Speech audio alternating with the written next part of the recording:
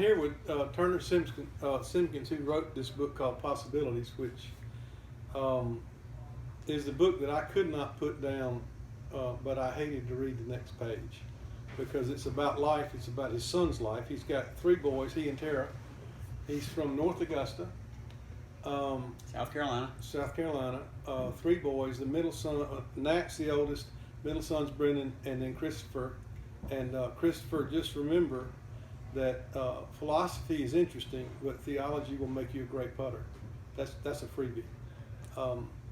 But the tragedy and the glory of the story is that Brendan was diagnosed with leukemia when AML, which is an adult type of leukemia, on his 7th birthday. 7th birthday, and so you're invited into this story, this family that goes through heaven and hell at the same time, 50 times. That's a good way to put it. It was heaven and hell.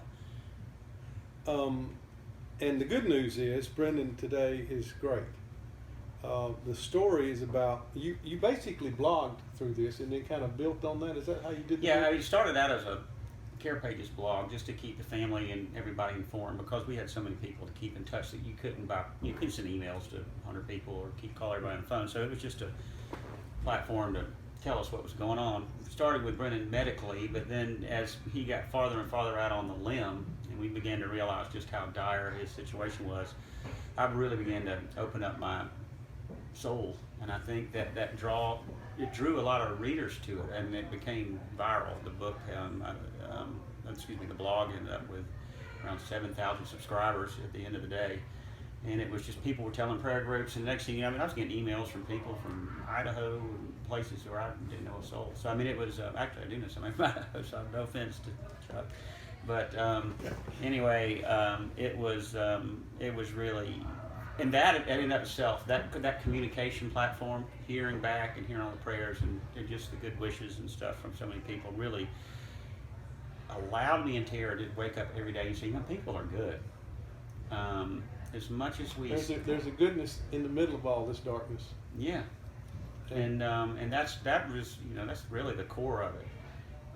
That there's goodness every minute if you take a chance to look at it. It's just so easy to get swept up in the fear of your son dying the next day, and the harrowing experience of in this case, at the time, this was the first time ever that within the space of 18 months that someone had undergone 4 bone marrow transplants from 4 different donors.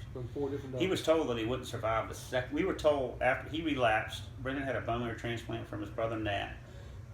It was really an insurance policy, replacing his immune system with that of another person so that it would protect against the cancer. He relapsed around 3 months after that.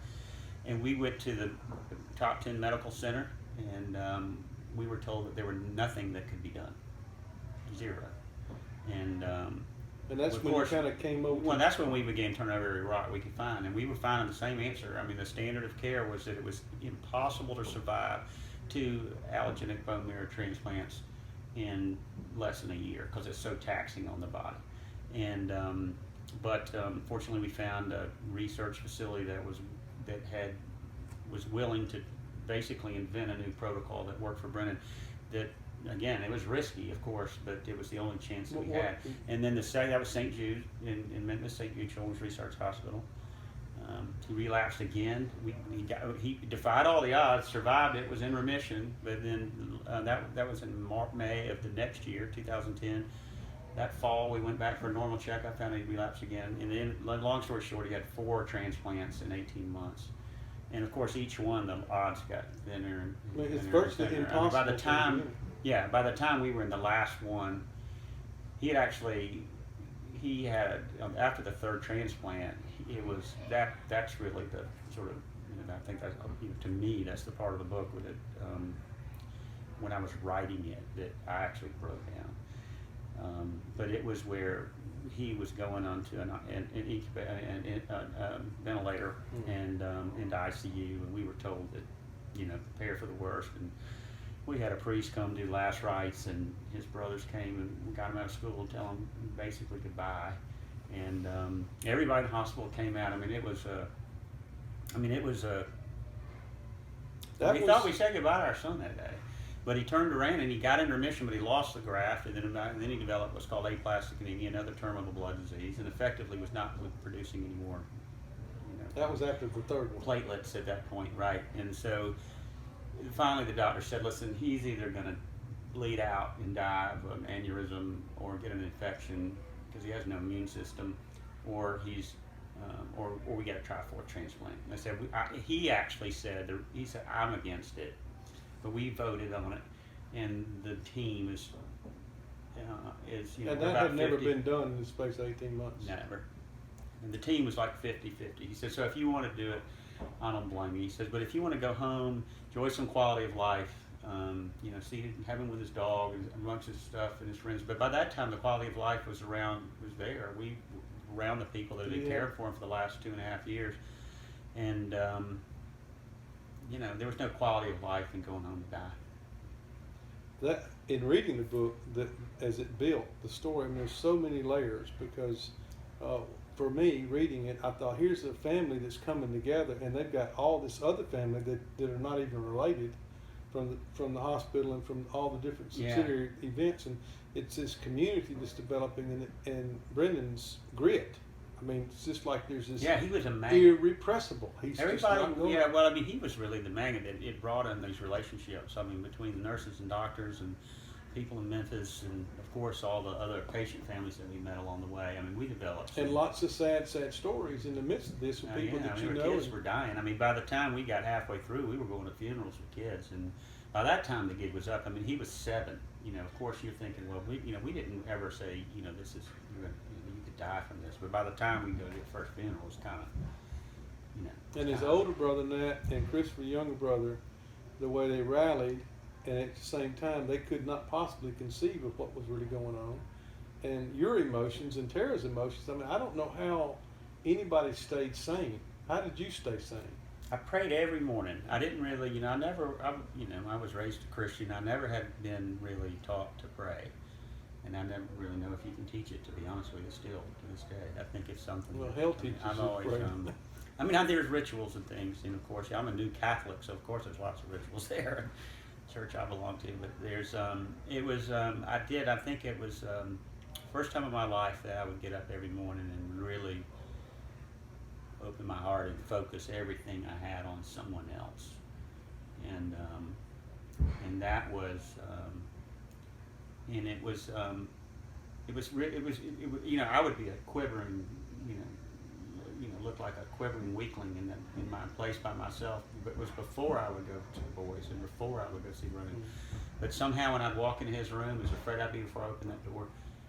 He would smile at me and open his arms, and it would stop, and it would, and you could feel his love coming my way. And it was just, I think it was just you're living on adrenaline at such a high level, and your senses are at just red line. Mm-hmm.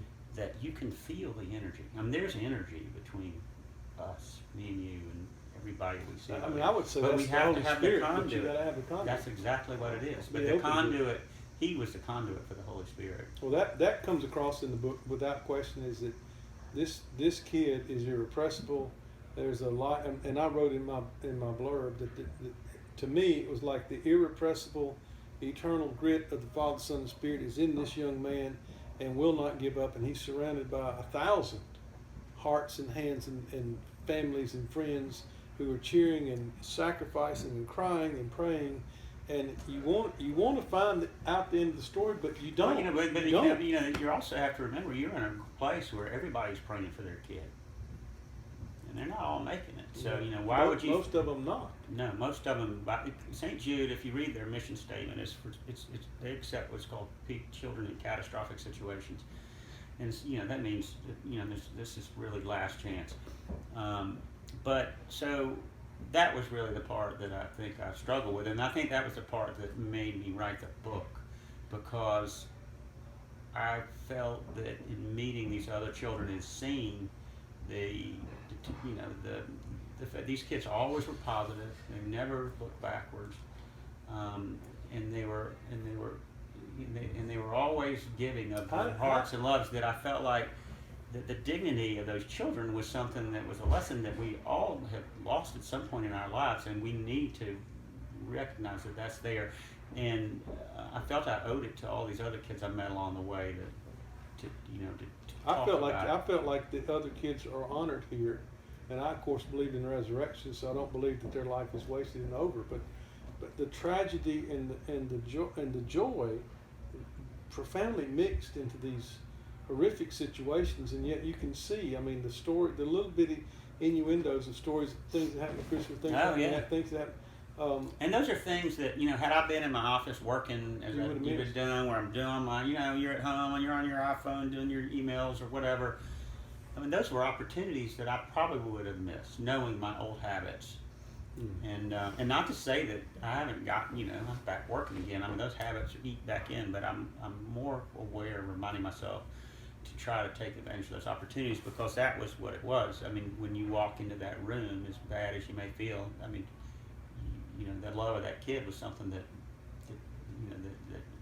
you fell into. Why not allow that every day? You may be having a bad day at work. Why not let that child bring you joy? I mean, don't miss that chance. Don't miss it. That the enduring thing that I took away from the book was, oh my Lord, I don't want to miss a single moment. Not just a day. I don't want to miss a leaf. Yeah, moment. I was like, I want to be. I mean, we all know people whose families have been lost in car accidents, sudden things, and I don't know what's worse, to be honest with you. And so therefore, at least, if Brendan had not made it, at least I had this wonderful 2.5 years to be with him.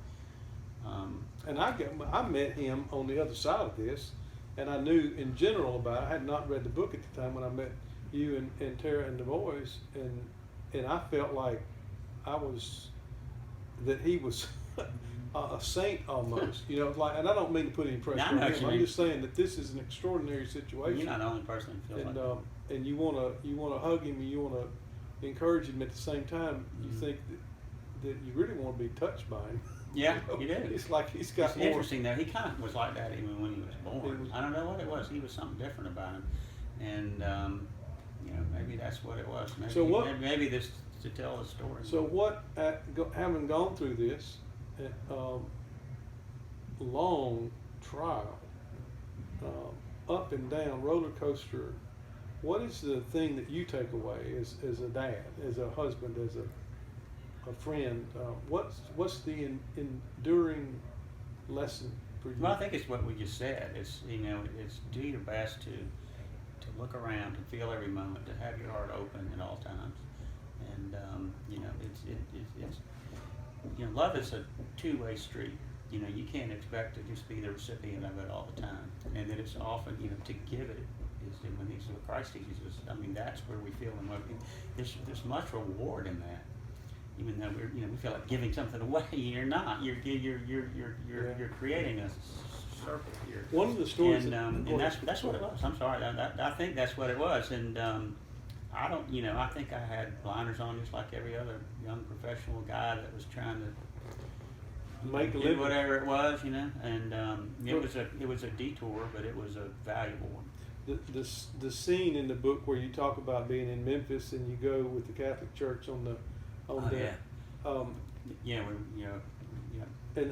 you're traveling down the way of the cross or whatever they were doing. Right. Mm-hmm. I don't remember the details. Stations of the Cross. Stations of the Cross through a bad through downtown, through basically blighted downtown Memphis. And how, for me, I was so identifying with you and you're wrestling with. I'm judging appearances.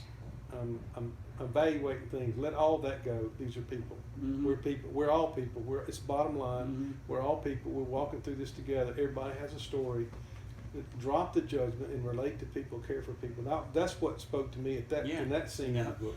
I mean, the pearly gates aren't going to have the line's not going to be like it is at the buffet at the country club. I can promise you that. It's going to be more like it is at the. Brennan will be leading the way.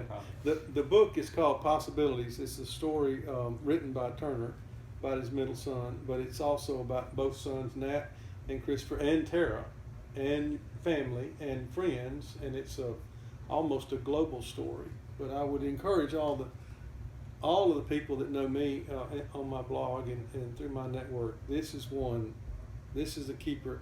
And in fact, the blurb that I wrote, the last thing I said was everybody on earth needs to read this book. Well, you're awfully kind. Thanks. Thanks, Turner. Good deal.